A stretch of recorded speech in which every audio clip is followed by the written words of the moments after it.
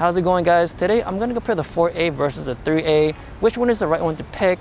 Is it worth upgrading if you already have the 3A? And I'm going to compare the cameras. Now, I'm not going to mention all the crazy specs. I'm just going to talk about my user experience. So let's start off with the hardware. The first thing is size. 4A is smaller, so it's more comfortable in my hand, and it's easier to reach around the screen. The buttons on the 4A are also thicker and they're not as slippery. The back of these phones are plastic, and on the 3A it has a slightly smoother finish. I just don't like how there's a two-tone part on the back.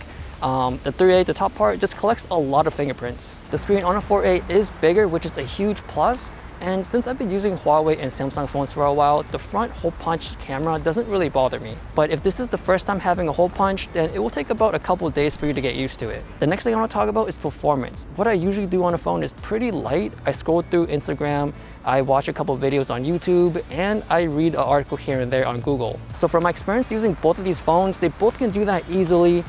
They scroll really fast, so I don't really feel a difference or feel an upgrade difference. If you're playing high graphics games or heavier apps, then you will notice a slight boost.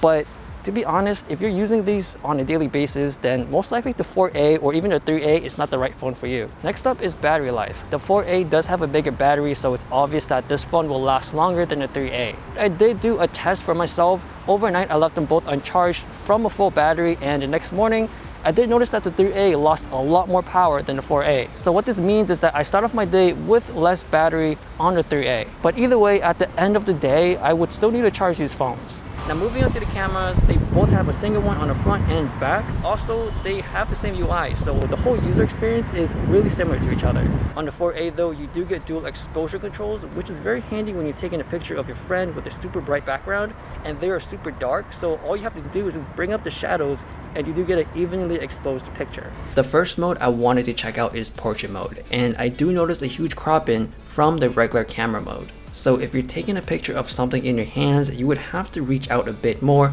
or if you're taking a picture of your friend, you would probably have to take a couple steps back. From my experience, I would say the Google Pixel has one of the best portrait mode experience ever, just because it's super simple. All you have to do is point at something and the software does everything else. The only advantage that I can tell from the 4A is it does have the better cutout. As you can see, the Pixel 3A did include the leaves on top of my head. It's also more noisier, and on the second picture, the side of my glasses weren't also included in the cutout. But that's not always the case, it's pretty consistent throughout. For the regular camera mode, I would say that most of the time is the same. Even if you're zooming into 2x or even max zoom to 7x, like they are so similar, I can't tell any advantages the 4A has. The only inconsistent thing for me is the white balance. Sometimes the 3A is warmer and sometimes the 4A is warmer. But other than that, everything is pretty similar to each other. And that same goes for video as well, 4K 30 max on a 4A, so no huge improvements there. And I do notice that the stabilization is also similar. When you're trying to pan around, it just tries to catch up with you, so nothing too different. At the end of the day, which phone should you get?